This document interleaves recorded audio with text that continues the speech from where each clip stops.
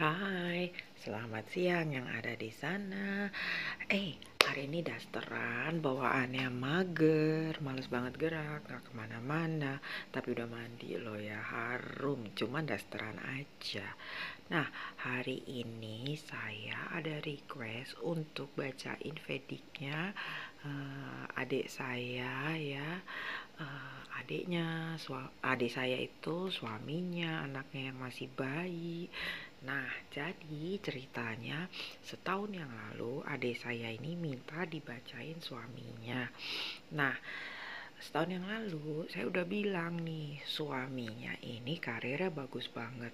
Nah, tapi adik saya ini bilang kalau tapi sekarang lagi mm, dibuang tanda kutip ke satu pedalaman gitu ya, satu daerah yang terpencil lah ya, nggak di kota gitu, nggak di ibu kota provinsi.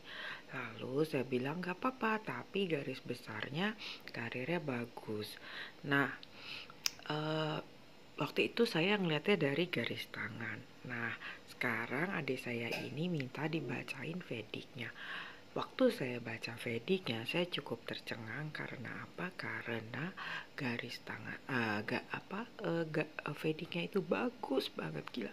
Saya sampai wow, elemen karir tahta dan kekuasaannya itu gila, shining bright sekali. Donald Trump aja kalah tuh garis tahta dan kekuasaannya.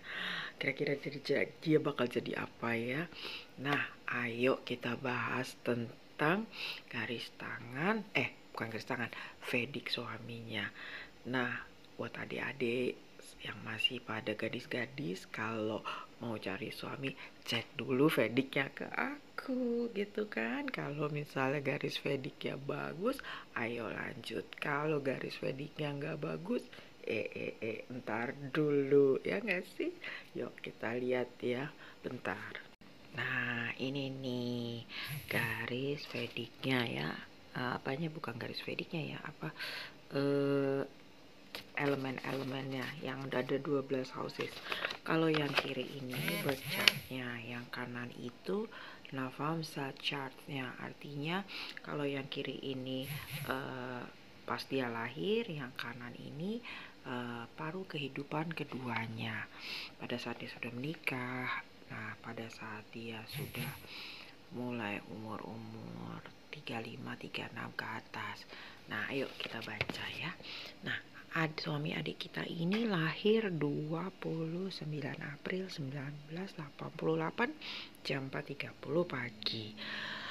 Berat tulangnya bagus banget, itu 5,4, yang artinya hidupnya itu penuh kegelimbangan dan hidupnya itu benar-benar shining ya. Jadi artinya hidupnya ini sangat memuliakan leluhurnya saking dia berhasilnya. Hebat kan? Nah, jadi dia ini mm, kalau mau lihat seseorang itu punya eh,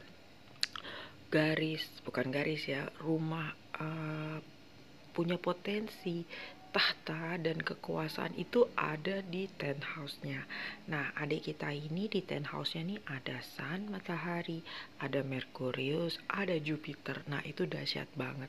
Biasanya orang nih nggak sampai 3 baris di 10 house, di rumah ke-10 itu. Kayak Donald Trump aja tuh cuman ada Sun. Lalu Pak Jokowi cuman ada Venus. Nah, adik kita nih bisa ada tiga-tiganya. Jadi kebayang dong dia bakal jadi apa, ya kan? Jadi kalau Sun itu menandakan dia akan jadi suatu penguasa dunianya gitu ya. Nah, dunianya ini misalnya dia pengusaha, ya dia penguasa di bidang usahanya, atau kalau dia uh, politik, ya dia akan penguasa suatu bangsa atau bahkan jadi penguasa dunia. Lalu juga ada elemen Merkurius. Merkurius di sini artinya uh, kepintaran intelektual, pendidikan yang cukup untuk mendukung kepintarannya. Nah, jadi dia berhasil didukung oleh intelektualnya, kepintarannya, kecerdasannya. Dan juga Yang mendukung dia adalah adanya planet Jupiter. Jupiter ini adalah planet stability, lalu juga ada besar. Jadi memang karirnya luar biasa banget. Aduh, adik aku beruntung sekali. Nah, lalu di second house-nya itu kelihatan banget suami adik kita ini waktu kecilnya tuh susah banget ya. Masa kecilnya itu berat dan dia suka sakit. eh dan berketerbatasan secara finansial, tapi Tuhan itu sungguh bermurah hati. Di paruh kehidupannya dia dikasih rezeki yang begitu berlimpah secara finansial, semua kebutuhan tercukupi. Nah, tapi memang kan orang kalau dikasih Tuhan kelebihan pasti dikasih Tuhan juga kekurangan. Salah satu kekurangannya adalah dia tidak bisa memanage uang dengan baik. Nah, itu terlihat di 12 house-nya, di rumah ke-12-nya, di mana terlihat banget kalau ada uang dia menjadi sangat boros sekali dan suka haur-hauran, suka nyawer-nyawer keluarganya gitu ya. Kalau pas lagi ada uang dia kelihatan banget, mungkin karena kecilnya susah, jadi dia kelihatan banget ingin menyenangkan keluarganya, ingin memperlihatkan keluarganya, oh sekarang gue udah punya, sekarang gue udah enak gitu. Nah, kalau udah kayak begini biasanya istri nih yang perlu pinter-pinter menata hati dan menata batin ya adikku sayang ya. Yang penting dia rezekinya banyak, nikmat apalagi yang kau dustakan ya adikku, ya kasih ya kan. Nah, lalu yang juga mendukung di sini adalah di Navamsa chart-nya itu di third house ya, di rumah ketiganya itu kelihatan banget dia sangat pinter diplomasi, dia sangat pinter mengembangkan kemampuannya, dan itu sangat mendukung karirnya gitu ya. Jadi ya seperti kita tahu di Indonesia karir ini tidak bisa, orang pinter aja tidak berharga gitu, butuh katrolan dari orang lain, dari atasan, perlu dukungan dari banyak pihak ya. Jadi memang kelihatan sekali suaminya nanti pada saat usia yang sudah matang dia bisa menata karirnya dengan sangat baik melalui hubungan-hubungan sosial dia dengan atasannya.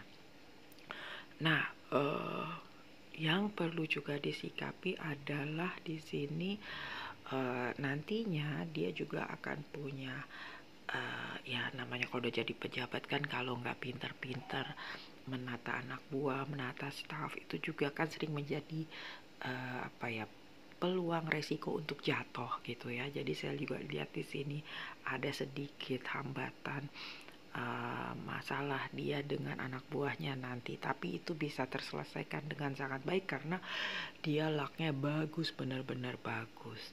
Nah, yang juga kelihatan, nah di 8 house-nya juga terlihat jelas banget suami adik kita ini akan jadi tiang penyangga keluarga. Jadi artinya nanti akan ada masa adik kita ini suaminya tiang punggung keluarga ya. Jadi bukan banyak bantu keluarga, terutama di hari tua orang tuanya. Jadi adikku pintar-pintar menata hati, menata batin, pintar nabung, jangan suka ego, jangan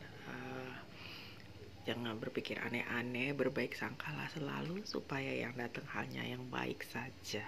Oke adikku, semoga senang mendengar udah dibacain Vediknya. Buat adik-adik lainnya, please request kalau mau dibacain Vedik pasangannya. Oke deh, see you ya. I love you, bye bye. Have a great day ahead.